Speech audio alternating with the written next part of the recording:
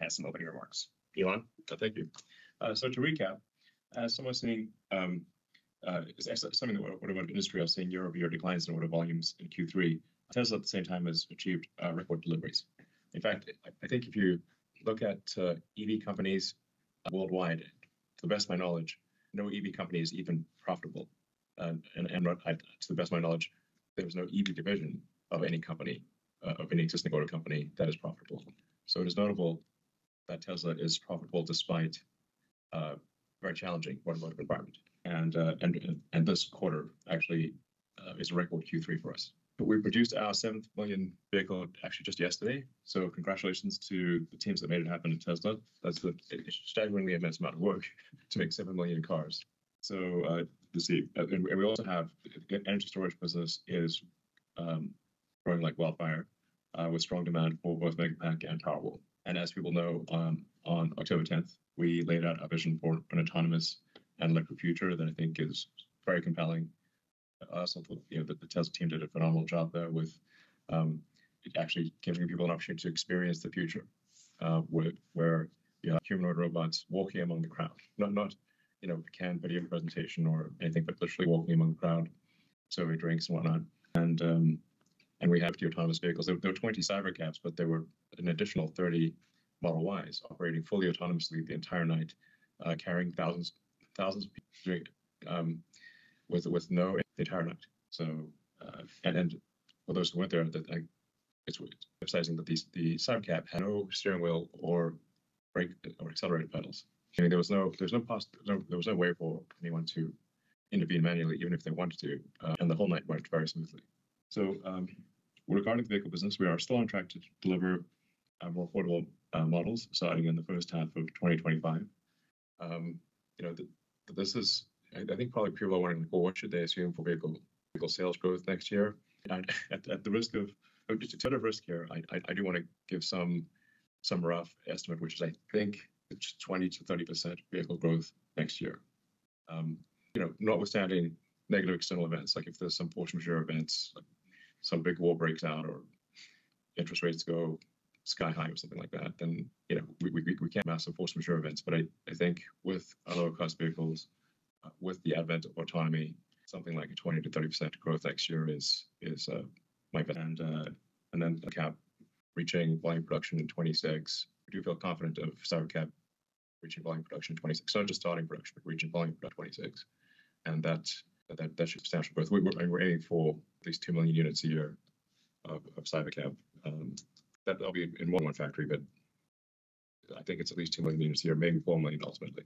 So these are just my best guesses. But if you ask me what my best guesses, those are my best guesses. The 4680 lines, the team is actually doing great work there. The 4680 is rapidly approaching the point where it is the most competitive cell. So when you consider the fully cost of a battery pack fully landed in the US, net of incentives and duties, the 4680 is tracking to be the most competitive, meaning lower cost per kilowatt hour fully considered than any other alternative, which is we're not quite there yet, but we're close to being there. I think is extremely exciting, and we've got a lot of ideas to go well beyond that.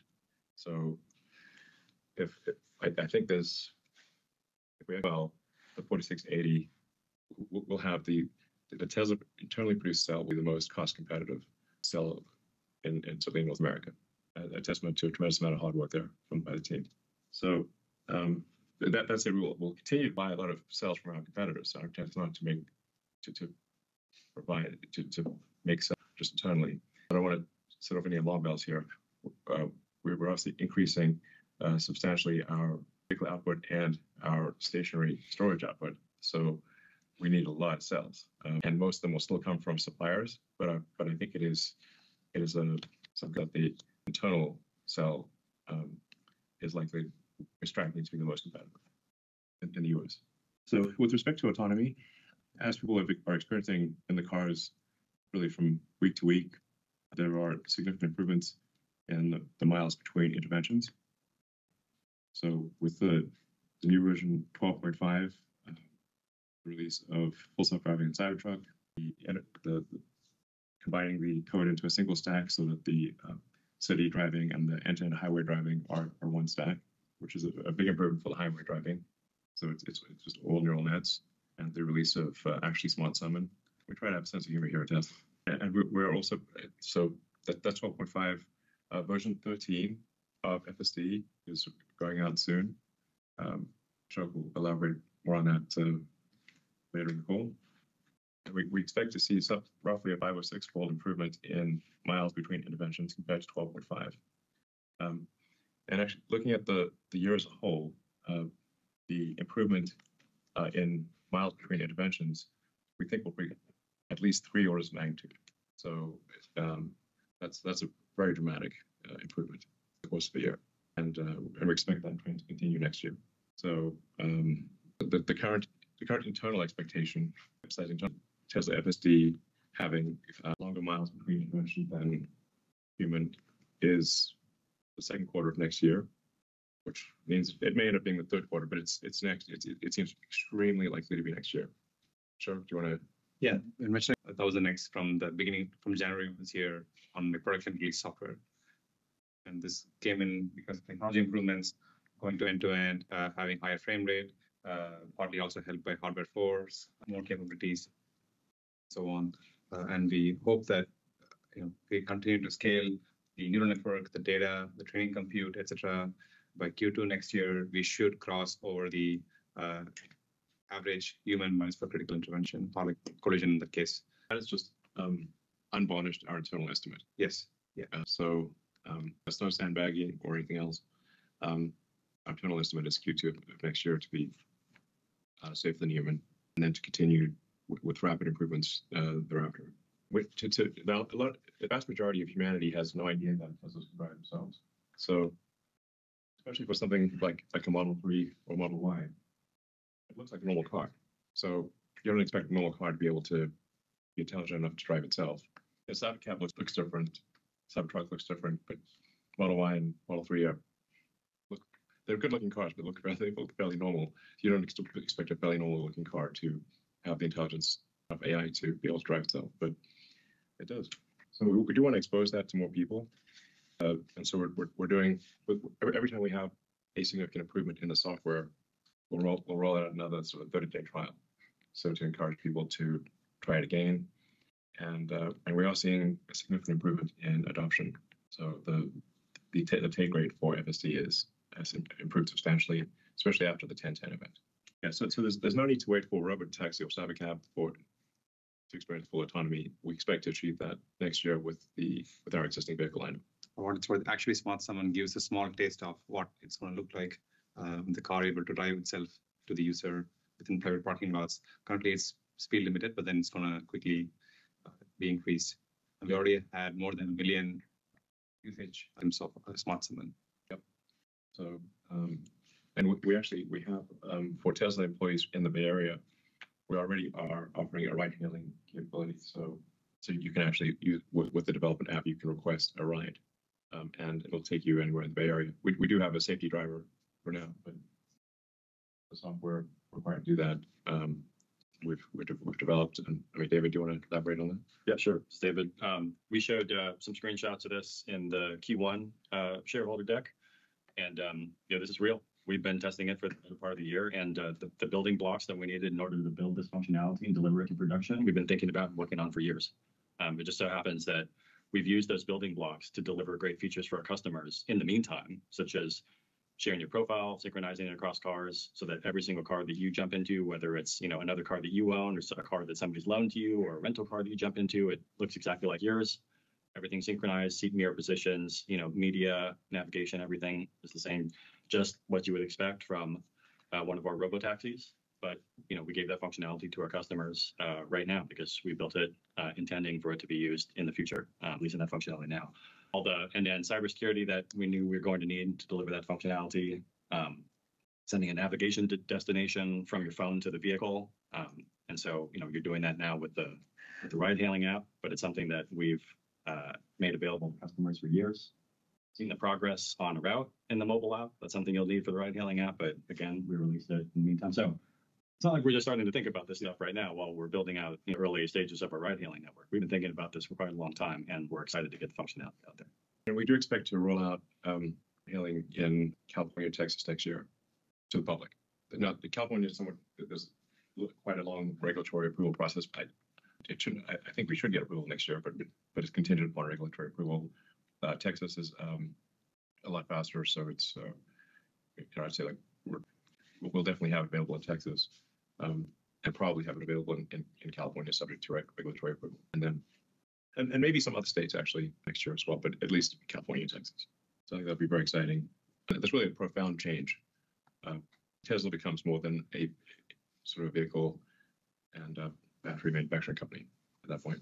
So we published our Q3 vehicle safety report, which shows one crash for every 7 million miles of autopilot. That compares to the US average of one crash roughly every 700,000 miles. So it's currently showing a 10x safety improvement relative to the US average.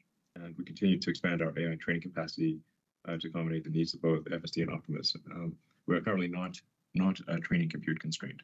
That's probably the biggest limiting factor, is that the FSD is actually getting so good that it takes us a while to actually find mistakes. And when you start getting to where it can take 10,000 miles to find a mistake, it takes a while to actually figure out which is this software build better than software build A better than software build B.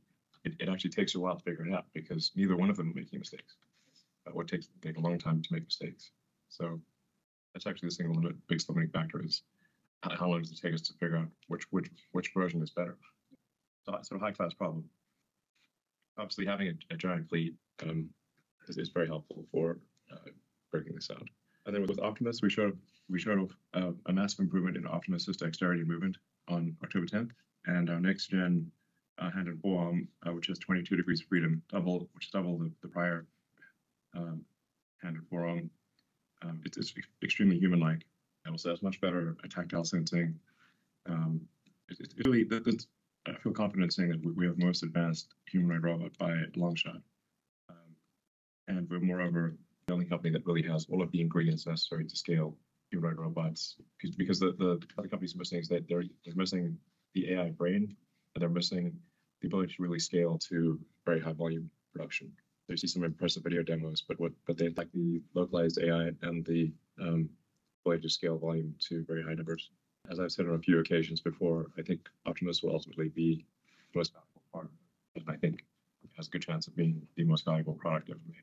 For the energy business, that's doing extremely well, and the opportunity ahead is gigantic. The Lathrop Megapack factory reached 200 megapacks a week, which is now a 40 gigawatt hour a year run rate. And we have a second factory in Shanghai that will begin with a 20 gigawatt hour a year run rate in Q1 next year, so just next quarter. And that will also scale up. It won't be long before we're shipping 100 gigawatt hours a year stationary storage at Tesla. And that'll, ultimately grow, I think, to multiple terawatt hours per year. It has to actually, in order to have a sustainable energy future. If you're not at the terawatt scale, you're not really moving the needle. So if you look at our admittedly very complicated last master plan, which I think actually has too much detail, maybe I'll ask Grok to analyze it and shorten it up. Yeah, give us the TLDR on the last master plan. We showed in that master plan that it is possible to take all of Earth to a fully sustainable energy situation using sustainable energy, power generation, and batteries and electric transport. And there are no fundamental material limitations. Like there's not some very rare material that we don't have enough of on Earth. We actually have enough of the raw materials to take all of human civilization, make it fully sustainable, and even if civilization dramatically increased its electricity usage, it would still be fully sustainable. One way to think of the progress of a civilization, which may sound a little esoteric, but is percentage completion of Kardashev scale. So Kardashev scale 1 would be using all the power of a planet. We're currently less than 1% on Kardashev level 1. Level 2 would be using all the power of the sun, and level 3, all the power of the galaxy. So we got a long way to go. Long way to go. When you think in Kardashev terms, it becomes obvious that far the biggest source of energy is the sun. Everything else is noise. So in conclusion, Tesla is focused on building the future of energy, transport, robotics, and AI. And this is a time when others are just focused on managing around near-term trends. We think what we're doing is the right approach. And if we execute on our objectives, and I think we will, Tesla, my prediction is Tesla will become the most valuable company in the world, probably by a lot. I want to thank the Tesla team once again for strong execution in a tough operating environment. And we're looking forward to building an incredibly exciting future. Thank you. Yeah, Vaibhav has some opening remarks as well. Yeah, thanks. Our Q3 results were overall positive and once again demonstrate the scale to which business has evolved. Automotive revenues grew both quarter-on-quarter and year-on-year. While we had unit volume growth, we did experience a reduction in ASPs, primarily due to the impact of financing incentives.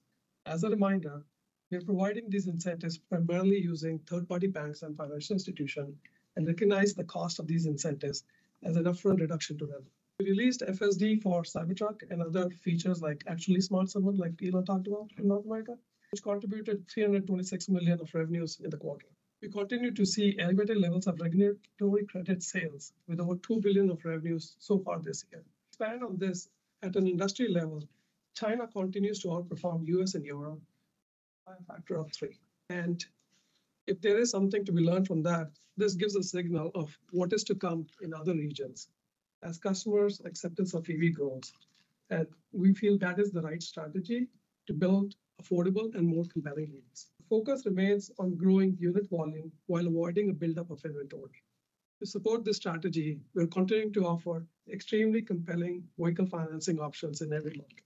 When you compare any vehicle in our lineup with other OEMs, we believe our vehicles provide much better value, particularly when you consider the safety features, performance, and unparalleled software functionalities like David also talked about, include also what Ashok had talked about around autonomy, music options, parental controls, and much more. While every vehicle in our lineup comes up with these capabilities, there is an awareness gap, not just with buyers, but at times even with existing owners. We plan on making these more visible in our interactions with both existing and future customers. Automotive margins improved quarter-over-quarter as a result of FSD feature release discussed before. Increase in our overall production and delivery volume, continued benefit from commodity pricing, and more localized deliveries in region, which resulted in lower freight and duties. Sustaining these margins in Q4, however, will be challenging given the current economic environment. Know that we are focused on the cost per vehicle, and there are numerous work streams within the company to squeeze out costs without compromising on customer experience. Yeah, something that's hopefully a helpful trend is if there's a decline in interest rates, this has a massive effect on the on automotive demand. The vast majority of people the demand is driven by the monthly payment. Can they afford the monthly payment? So we most likely will see continued decline in interest rates, which helps with affordability of vehicles. Yeah, I mean, that is one trend which we observed in the industry that, because of the affordability being impacted because of interest rates, people are holding on to the cars longer, especially in the US. And that is actually having an impact on the overall industry too. As we discussed earlier, in prior quarters, energy deployments fluctuate quarter-over-quarter due to customer readiness, location of orders being fulfilled, and not necessarily an indicator of demand or production within the quarter. While we did see a decline in Q3, we expect to grow deployments sequentially in Q4 to end the year with more than double of last year. Energy margins in Q3 were a record at more than 30%. This is a function of mix of projects being deployed in the quarter. That there will be fluctuation in margins as we manage through deployments and our inventory. Our pipeline and backlog continue to grow quarter-over-quarter as we fill our 2025 production slots, and we're doing our level best to keep up with the demand. Just coming back on automotive margins, I talked about what is happening. One other thing which I want to also share is that we will continue to keep whatever we can to squeeze, like I said before, about squeezing out the cost. But this is something which we also are very capable of. I mean, just in Q3, we reached our lowest cost per vehicle. And that is a trend which we want to keep focus on. Then going on to service and other, we continue to show improvements in Q3. This was a result of better performance, both in our service business, which includes collision, part sales, and merchandise, and continued growth in supercharging. These fleet-based revenues will continue to grow as the overall fleet size increases. Our operating expenses declined quarter-over-quarter and on a year-on-year basis. This is partially due to the restructuring we undertook in Q2. Cost saving from these initiatives were partially offset by increase in costs related to our AI efforts. We've started using the GPU cluster based out of our factory in Austin ahead of schedule and are on track to get 50K GPUs deployed in Texas by the end of this month. One thing which I'd like to elaborate is that we're being very judicious on our AI compute spend too, and saying how best we can utilize the existing infrastructure before making further investments. On the CapEx front, we had over $3.5 billion in the quarter. This was a sequential increase largely because of investments in AI compute. We now expect the CapEx for the year to be in excess of $11 billion. We shared our vision for the future at the We Robot event at the beginning of the month. The Tesla team is hyper-focused on delivering on that vision, and all efforts are underway to make it a reality. While we've achieved significant progress this year, it will take time to get this as we pioneer new and incredibly complex technologies and navigate a fragmented regulatory landscape. Future is incredibly bright, and I want to thank the Tesla team once again for all their hard work. Great. Thank you very much, Vaibhav. Now we'll go to investor questions. The first one is Tesla still on track to deliver the more affordable model next year, as mentioned by Elon earlier? And how does it align with your AI product roadmap? Sure. I mean, as Elon and Vaibhav both said, we are on plan to meet that in the first half of next year. Our mission has always been to lower the cost of our vehicles to increase the adoption of sustainable energy and transport. Part of that is lowering the cost of our current vehicles, which is where all of the personally owned vehicles that we sell today come in. But the next stage in that really, as it fits into AI roadmap, is when we bring in robotaxis, which lowers the initial cost of getting into an EV. And that's really where we see the marriage of EV roadmap and the AI roadmap. It'll be like with incentives sub 30K, which is kind of a key threshold. Great. Thank you very much. Similar question next. When can we expect Tesla to give us the $25,000 non-robotaxi regular car model? We're not making it on robo. Yeah, all our vehicles today are robotaxis. I think we made very clear that we're like the future is autonomous. I mean, it's going to be, and I actually said this many years ago, but that in my strong belief, and I believe that is panning out to be true, so it'll be very obvious in retrospect, is that the future is autonomous electric vehicles, and non-autonomous gasoline vehicles in the future will be like riding a horse and using a flip boat. It's not that there are no horses. Yeah, there are some horses, but they're unusual. They're niche, and so they're just be electric autonomous. I think this is blind. It should be frankly blindingly obvious at this point that is the future. So a lot of automotive companies, or most automotive companies, have not internalized this. It's surprising, because we've been shouting this from the rooftops for such a long time, and it will accrue to their detriment in the future. But all of our vehicles in the future will be autonomous. Even today. Yes, all the vehicles that we've really made, all the 7 million vehicles, the vast majority are capable of autonomy. We're currently making on the order of 35,000 autonomous vehicles a week. If you compare that to, say, Waymo's entire fleet, they have less than 1,000 cars. We make 35K a week. Yeah, and our cars look normal. Mostly look normal. The Cybertruck looks, yes, thankfully, looks abnormal. And then the Cybercab / robotaxi, we wanted to have something futuristic looking. I think it does look futuristic. And it's worth noting with respect to the Cybercab, it's actually not revolution in vehicle design, but a revolution in vehicle manufacturing that is also coming with the Cybercab. The cycle time, like the units per of the Cybercab line is like, this is really something special. I mean, this is going to be half order of magnitude better than other car manufacturing lines. Like not even league is what I'm saying. Not in the same league. So it's and I said like several years ago that maybe the most hottest Tesla product copy will be the factory, and just like buy a factory. You can't reverse engineer a factory. It's have to buy it. Yeah, it's like it's so we're evolving in manufacturing technology.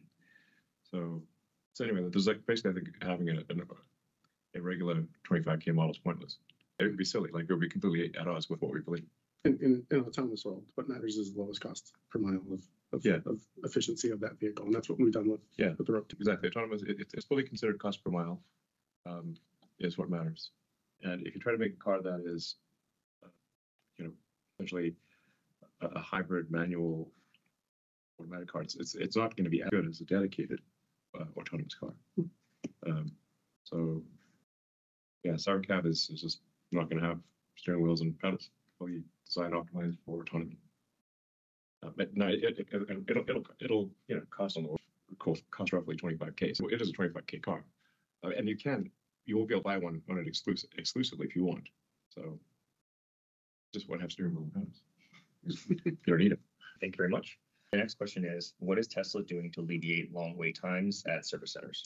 So we aim on solving problems at the source, so at the factory, before they can even affect our customers. We believe the best service is no service, and it really is. Don't even have them. If the car doesn't break, Yeah, exactly. that's the best thing.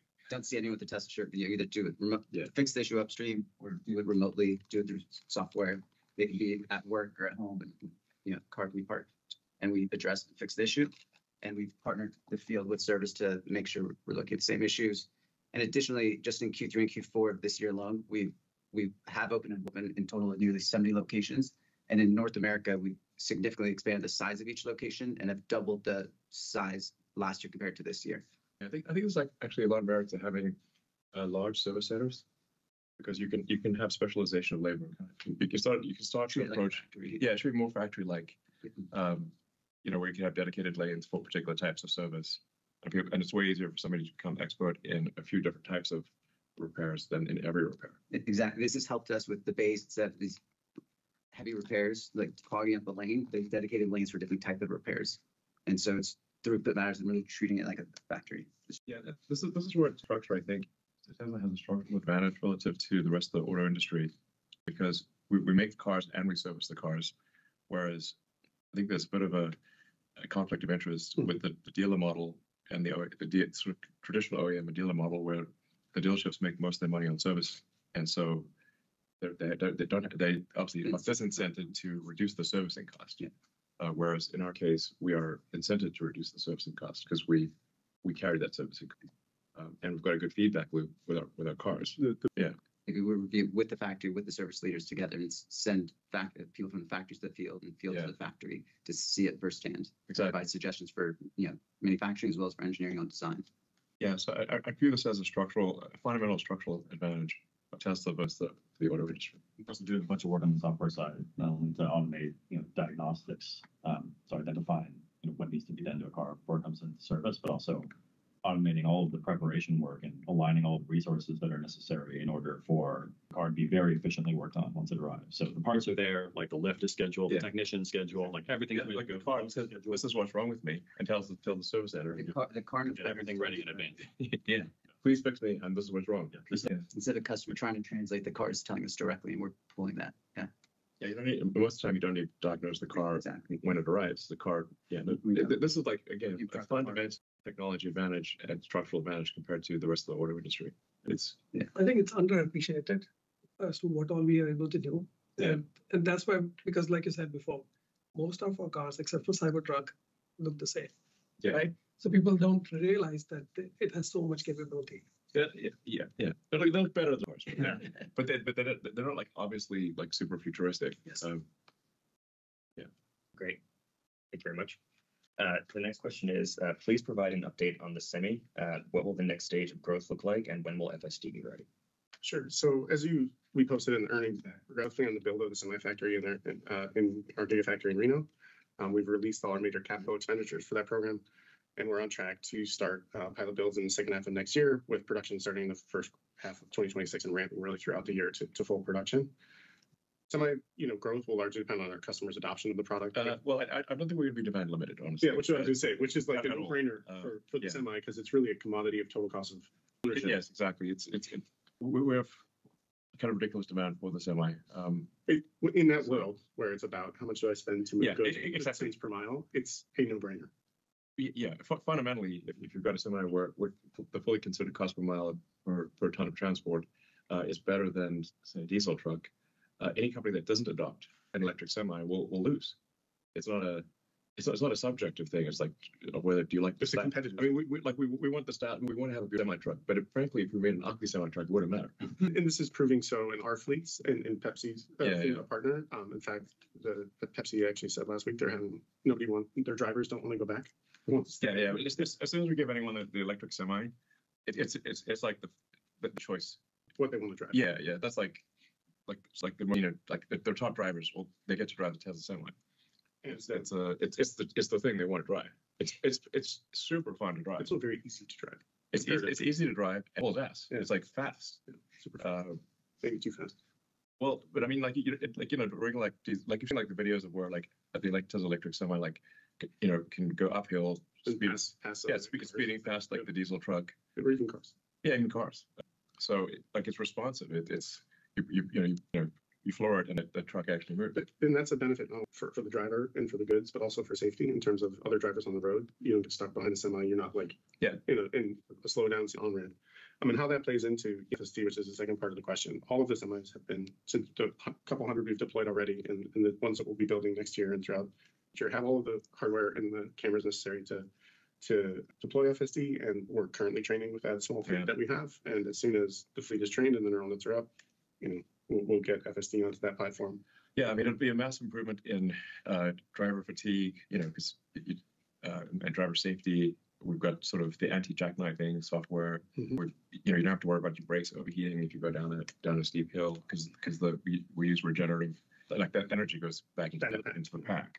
Actually, when we leave Reno, it's just like it's like radically better than diesel semi. It's why the drivers love it. Good, guys. Thank you very much. Our next question is: when will Tesla incorporate X and Grok in all of the Tesla vehicles?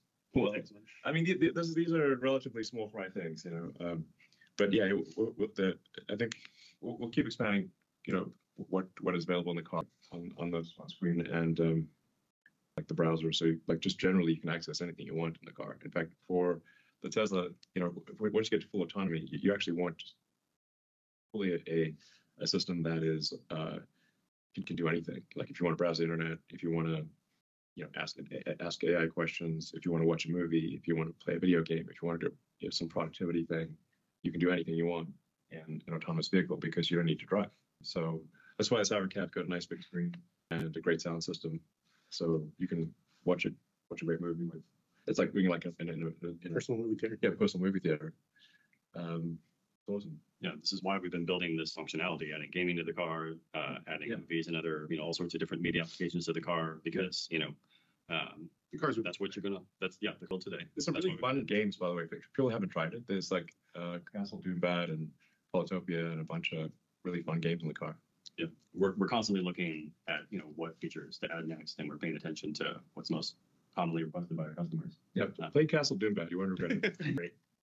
Thank you guys very much. The next question is, Elon mentioned unsupervised FSD in California and Texas next year. Does that mean regulators have agreed to it in the entire state for existing hardware 3 and 4 vehicles? As I said earlier, California loves regulation. But they have a pathway. Yeah, I mean, there's a pathway. Obviously, Waymo operates in California, so there's just a lot of forms to fill out and a lot of approvals that are required. I mean, I'd be shocked if we don't get approval next year, but it's just not something we totally control. But I think we will get approval next year in California and Texas, and towards the end of the year, I branch out beyond California and Texas. I mean, I think it's important to reiterate this, like homologating or certifying a vehicle at the federal level in the US is done by meeting FMVSS regulations. All our vehicles today that are produced that are autonomous capable meet all those regulations. The SUPERCUT will meet those regulations. And so the deployment of the vehicle to the road is not a limitation. What is a limitation is what you said at the state level, where they control autonomous vehicle deployment. Some states are relatively easy, as you mentioned, for Texas. Yeah. And so other ones have pathways, like California, that may take a little longer. Other ones haven't set up anything yet. And so we will work through those state by state and get it. I do think we should have a federal. I agree. Like the autonomous vehicles should be approved. It should be possible to. Congress, if you're listening, let's get a federal AV. There should be a federal approval process for autonomous vehicles. I mean, that's how the FMVSS is a federal motor vehicle. But the FMVSS is federal. Yeah. So I mean, in 2017 and 18, it's when regulators started looking at it, and it's really kind of stalled since then. But we would appreciate and would support helping out with those regulations. It really needs to be like a national approval is important. If there's a Department of Government Efficiency, I'll try to help make that happen. And do it for everyone, not just Tesla, obviously. We like some things in the US are state by state regulated, like for example insurance, and it's like It's incredibly painful to do it state by state, 50 states. I think there should be a national approval process for autonomy. Great. Thanks, guys. The next question is, what is the plan for 2025? I mean, I think we just talked. I mean, basically, we talked through this. There's a lot going on. Elon already mentioned that we're working on cheaper models to come out. I mean, there's work which the team is doing to get the factories ready today to try and make that happen. Yeah. By the way, the amount of work required to make a lower cost car is insanely high. But like, it is harder to get like 20% of the cost out of a car than it is to design the car and build the entire factory in the first place. Yeah. It's like excruciating. And there's not a lot of movies, but the heroes who got 20% of the cost out of a car. But let me tell you, there should be. Everyone who got that is incredibly heroic. It's a little change. It's not like a silver. Yeah, it's like there should be the heroes who got 20% of the cost out of a car. It's like, damn, I have a lot of respect for them. Movie. It's like, I think you probably could make a compelling movie, but it just no. Like, if people actually saw how hard it was to do that, you'd be like, whoa, that's damn hard. Just yesterday, we were talking about potting. Yeah, I mean, honestly, you're like literally, yeah. I mean, there's a lot of, I do call it sort of like getting cost out of things. It's kind of like, it's like Game of Pennies. It's like Game of Thrones, but pennies. You know, first approximation, if you've got 10,000 items in a car, very rough approximation, and each of them costs $4, then you have a $40,000 car. So if you want to make a $35,000 car, you've got to get 50 cents on average out of the 10,000 items. Every part. Yeah. And it's like, you know, and then obviously the best is you delete some parts. In fact, we found we're able to delete a lot of parts. I'm very excited about the cab design and the, but you know, how we're rethinking the car for the side of the cab, designing it for ultra high volume production, and then designing a machine that builds the machine that I think is also revolutionary. And it's just that there's no other car company that's even trying to do what we're doing. Like, I've never even heard of it actually. In fact, I'm certain there is someone. I think this the machine like it's inherent, like that it's designed to be like times better than a traditional factory, like cycle time And leash material movement. I don't think any other car company has the same level of like integration of thought that we have when it comes to like, when you design a part from a white sheet of paper, who's going to make it? Where is it going to be made? How's it going to be shipped? How's it going to be assembled into the vehicle? And like, at any one point, if something is done in a silo, it becomes a bottleneck of either cost or time or efficiency. But with a road taxi, you know, the development, like we've done a good job on combining all that, and then like blowing up how it's made and saying it should be made this way, and rethinking it all so that it's the most efficient factory possible. That shows it will show in our efficiency when we deploy it. It shows in the simplicity of the vehicle, but also how it performs in terms of like end user state. Yeah. Just to close out, just on the energy front, also in 25, we will have started manufacturing at the Megafactory Shanghai.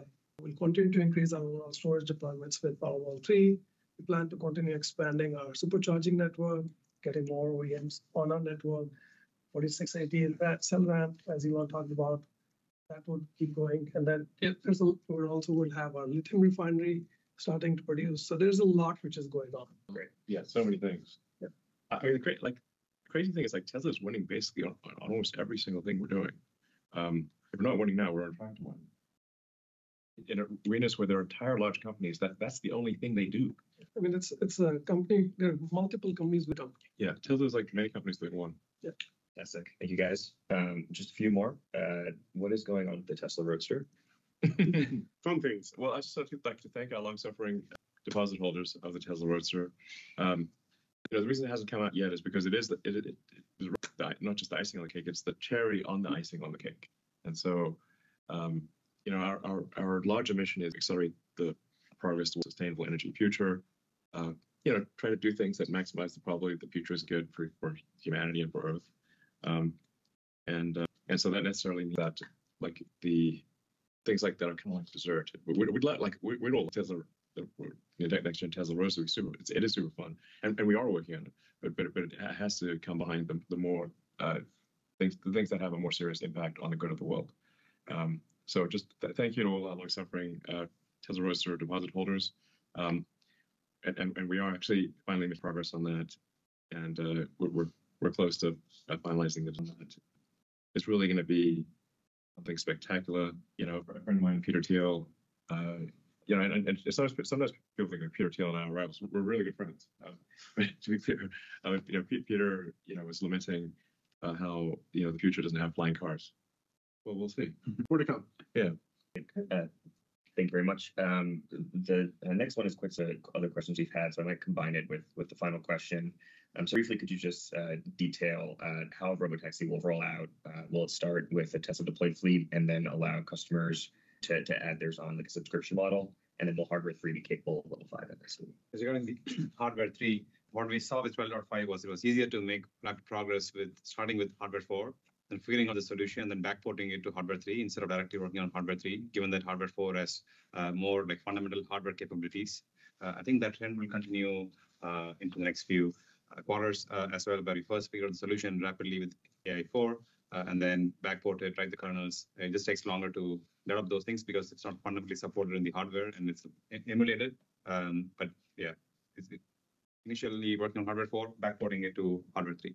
Yeah, so it's, I guess the answer is we're not 100% sure, but our as Ashok mentioned, because by some measures hardware 4 has really several times the capability of hardware 3. It's easier to get things to work with hardware 4, and then it takes a lot of effort to sort of squeeze that functionality into hardware 3. And there is some chance that hardware 3 does not achieve the safety level that allows for unsupervised FSD. You know, there is some chance of that. And if that turns out to be the case, we will upgrade those who have bought hardware 3 FSD for free. And we have designed the system to be upgradable. You know, so it's really what you know, just to switch out the computer. Like the cameras are okay, you know, they're capable. But anyway, we don't actually know that. But if it does turn out, we'll make sure we take those who have bought FSD on hardware 3. Great. In the last few minutes that we have left, we will try to get in some analyst questions. The first question will be coming from Pierre Farragut at New Street. Pierre, please feel free to unmute yourself. Thanks a lot, guys, for taking my question. I was wondering about like the compute you're ramping up. So you get like interesting statistics on how much you have, and you said you don't feel your compute constrained. And I was wondering, you know, how you are putting to work this additional compute. Is that a game for you of creating like larger and larger models, like next generation of models that are larger, the way OpenAI go from GPT-3 to GPT-4? Or is that more like you're set on your model and you need to throw more and more compute to accelerate the pace of learning to improve? And I had a quick follow-up real quick on your rollout in Texas and in California next year. The plan as you see it today, is it to roll out like a fleet or two with cars that will start with like a supervisory, like some onboard supervision, someone sitting at the wheel just in case, and removing the supervisors progressively? Or are you aiming for going fully fledged without even a human supervisor when you get started? Okay, well, I guess regarding the first part of the question, the nature of real-world AI is different from, say, an LLM in that you have a massive amount of context. So that like you've got cases that you know, 9 up to 9 if you include the internal camera, so you've got context, and that is then distilled into a small number of control outputs. You know, whereas it's like it's very rare to have. In fact, I'm not sure any LLM out there can do gigabytes of context. And then you've got to then process that car with a very small amount of compute power. So it's all doable and it's happening, but it is a different problem than what, say, a Gemini or an OpenAI is doing. And now part of the way you can make up for the fact that the inference computer is quite small is by spending a lot of effort on training. And just like a human, like the more you train on something, the less mental workload it takes when you try to when you do it. Like when the first time like a human starts driving, it absorbs your whole mind. But then as you train more and more on driving, get very good, then the driving becomes a background task. It only absorbs a small amount of your mental capacity because you have a lot of training. So we can make up for the fact that the inference computer is it's tiny compared to, you know, a kilowatt bank of GPUs. because you've got a few hundred watts of inference compute. We can make up with heavy training. Yeah, that's and then there's also vast amounts of the actual petabytes of data coming in are tremendous. And then sorting out what training is important was of the vast amounts of video training or video data coming in from the fleet, what is actually most important for training? That's also quite difficult. But as I said, we're not currently training compute constrained. Ashok, do you want to elaborate? Yeah, like you mentioned, the training helps both train larger models, also to train quicker. But in the end, we still got to pick which models are performing better. So the validation effort to picking the models, because the miles per intervention is pretty large, we have to drive a lot of miles to know in closed loop. We do have simulation and other ways to get those metrics, those to help. But in the end, that's a big bottleneck. That's why we're not training compute constraint alone. And there's other axis of scaling as well, which is the data, figuring out which data is more useful.